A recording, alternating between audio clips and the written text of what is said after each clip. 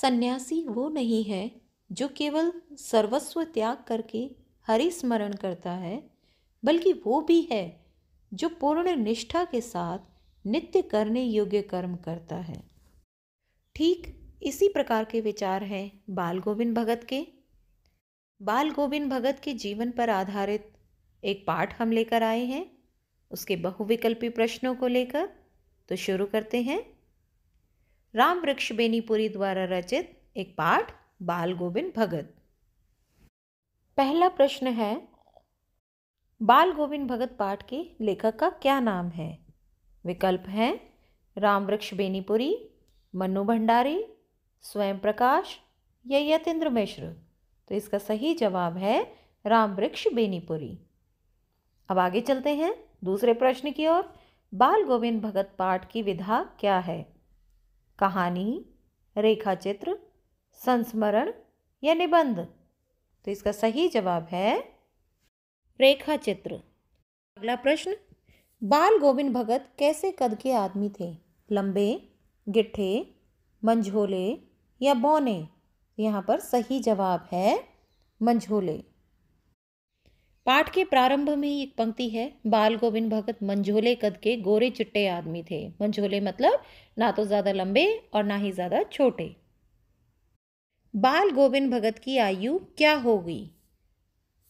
40 से ऊपर, 50 से ऊपर, 60 से ऊपर या 65 से ऊपर?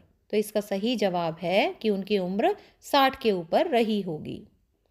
बाल गोविंद भगत के सिर पर कैसी टोपी रहती थी? नंबर 1 रामानंदी, रामनामी, कबीरपंथी या अंतिम विकल्प है रामदर्शनी। तो यहाँ पर बाल गोविंद भगत के सिर पर कबीरपंथियों की सी कनफटी टोपी रहती थी। तो सही जवाब है कबीरपंथी। बाल गोविंद भगत के गले में किसकी जड़ों की माला रहती थी? पीपल, शीशम, तुलसी या अश्वगंधा? तो यहाँ पर बाल गोविंद भगत के गले पर तुलसी की बेडोल माला पड़ी रहती थी। बाल गोविंद भगत कबीर को क्या मानते थे? मालिक, साहब, गुरु या दाता? तो इसका सही जवाब है कि कबीर को वे साहब मानते थे और उन्हीं के गीतों को गाते और उन्हीं के आदेशों पर चलते थे। अगला प्रश्न, लेखक उनकी किस बात पर मुग्ध थे? सरलता, वेशभूषा, मधुर गान या नृत्य? तो यहाँ पर लेखक उनके मधुर गान पर मोहित थे। अगला प्रश्न, रिमझिम कौन से महीने में हो रही है? आषाढ़, सावन, भादो या अश्विन? तो यहाँ पर रिमझिम आषाढ़ की है। बच्चे किन खेतों में उछल रहे हैं? गन्ने, धान, गेहूं या चने? तो यहाँ पर विकल्प सही होगा धान, क्योंकि वो धान की रुपाई कर रहे थे। बढ़ते हैं हम अगले प्रश्न की ओर। औरतें क्या लेकर मेड़ पर बैठी हैं? कपड़े, कंबल, कलेवा या गमछा? तो इसका सही विकल्प है कलेवा। कलेवा का अर्थ होता है कुछ जलपान। अगला प्रश्न, किस अंधेरी आधी रात में भगत का संगीत गूंज उठता था? भादों की, सावन की, आषाढ़ की या माघ की? तो इसका सही जवाब होगा भादों की। यहाँ पर लेखक ने लिखा है कि भादों की वह अंधेरी अधरतिया। अधरतिया मतलब आधी रात का समय। अगला प्रश्न, बाल गोविंद भगत की प्रभातियां कब से शुरू होती थी? विकल्प बोल रही हूं, फाल्गुन, पोष, वैशाख या कार्तिक? तो यहाँ पर सही जवाब होगा कार्तिक। और इसी से संबंधित एक और प्रश्न है कि बाल गोविंद भगत की प्रभात फेरी किस महीने तक चलती थी? तो विकल्प फाल्गुन, पोष, वैशाख या कार्तिक? तो यहाँ पर सही जवाब होगा फाल्गुन। कि जैसा कि पाठ में भी जिक्र किया गया है कि कार्तिक आया नहीं, कि बाल गोविंद भगत की प्रभातियां शुरू हुई जो फाल्गुन तक चलती थी। ये वाला प्रश्न बहुत महत्वपूर्ण है। कई बार ये पूछा जाता है कि प्रभातियां कब से शुरू होती थी? तो कार्तिक से। और ये पूछा जाता है कि प्रभातियां कब तक चलती थी? तो फाल्गुन से। तो ध्यान रखना बच्चों, कार्तिक से शुरुआत थी और फाल्गुन तक थी। अगला प्रश्न, बाल गोविंद भगत का वाद्य यंत्र कौन सा था? शहनाई, मृदंग, खंजड़ी या सितार? तो इसमें सही विकल्प होगा खंजड़ी। लेखक किस महीने की दांत किटकिटाने वाली भोर में पोखरे तक गया था? पोखरे मतलब होता है तालाब तक। पोष के महीने में, माघ में, कार्तिक में या अश्विन में? तो इसका सही जवाब होगा माघ के महीने में। यहाँ पर लेखक ने कहा है कि माघ के महीने की किटकिटाती ठंड में वो पोखरे तक गए। अगला प्रश्न है, गर्मियों में भगत क्या गाते थे?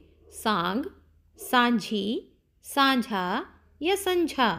तो यहाँ पर बाल गोविंद भगत गर्मियों में संझा गाते थे कि उनकी जो संझा होती थी वो उमस भरी शाम को शीतलता प्रदान करती थी सभी को।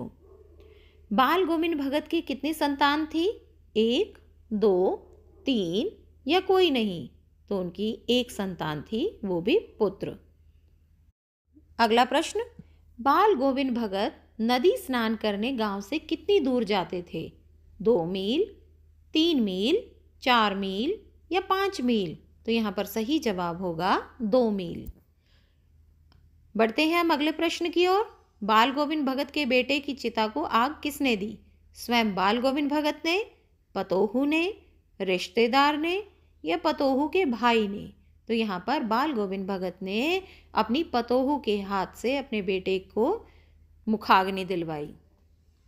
भगत के घर से गंगा कितने कोस दूर थी? 10 कोस, 30 कोस, 50 कोस या 80 कोस? तो उनके घर से 30 कोस दूरी पर गंगा थी। बेटे के मरने पर भगत ने पतोहू को रोने की बजाय क्या करने को कहा? शांत होने को, उत्सव मनाने के लिए, घर से निकल जाने के लिए या भजन करने के लिए? तो यहाँ पर बाल गोविंद भगत ने अपने बेटे की मृत्यु पर रोने की बजाय अपने बहू को उत्सव मनाने के लिए कहा। अगला प्रश्न, भगत हर वर्ष कहाँ स्नान करने जाते थे? गंगा पर, गोमती पर, नर्मदा पर या सरयू पर? तो हर वर्ष वे गंगा स्नान के लिए जाते थे और गंगा स्नान पर जाने के लिए उनके घर से दूरी कितनी थी?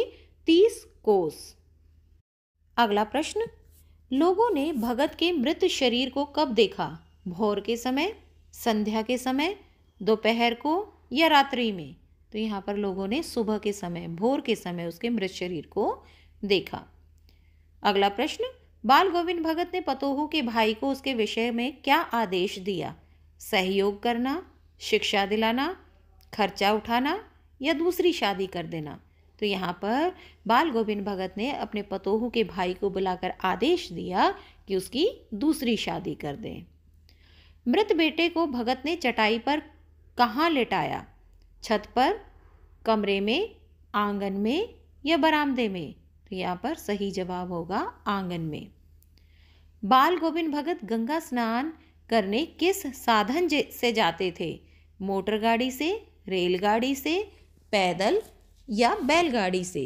तो यहाँ पर वे गंगा स्नान करने के लिए पैदल ही जाते थे, क्योंकि उन्होंने कहा है कि साधु को संबल लेने का क्या हक और गृहस्थ किसी से भिक्षा क्यों मांगे। तो वो घर से खाकर चलते थे, पैदल जाते थे और घर आकर ही खाते थे। अगला प्रश्न, बाल गोविंद भगत का रंग कैसा था? सांवला, काला, गोरा चिट्टा या गेहुआ? तो वे गोरे चिट्टे रंग के थे।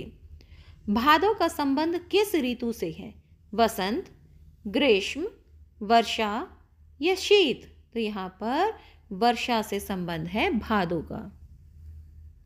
भगत का व्यवसाय क्या था? खेतीबाड़ी, मजदूरी, नौकरी या कोई नहीं? तो यहाँ पर उनका व्यवसाय खेतीबाड़ी था। वे खेतीबाड़ी भी करते थे और उनके खेत में जो कुछ भी पैदा होता था वे उसे कबीर के दरबार में लेकर जाते थे। वहाँ जो कुछ भी रखा जाता था, इसके बाद जो बच जाता था उसे प्रसाद स्वरूप में ग्रहण करते थे, उसी से अपना काम चलाते थे। तेरी गठरी में लागा चोर, इस गीत को कौन गाते थे? तानसेन, बैजू, बाल गोविंद भगत या गंधर्व सेन? तो इसका सही जवाब होगा बाल गोविंद भगत। बाल गोविंद भगत की पुत्र की मृत्यु का क्या कारण था? बीमारी, दुर्घटना, गंगा में डूबकर या आग लगाना? तो उनके बेटे की मृत्यु बीमारी की वजह से हुई थी। यहीं पर हमारे सारे प्रश्न समाप्त होते हैं। आशा है आप इन प्रश्नों का लिखकर अभ्यास करेंगे। अगर आपको ये वीडियो अच्छी लगी हो तो इसे लाइक कीजिए, शेयर कीजिए और अधिक से अधिक विद्यार्थियों तक पहुंचाने में मेरा सहयोग दीजिए। मिलते हैं अगली वीडियो में एक नए अध्याय के साथ। तब तक के लिए धन्यवाद।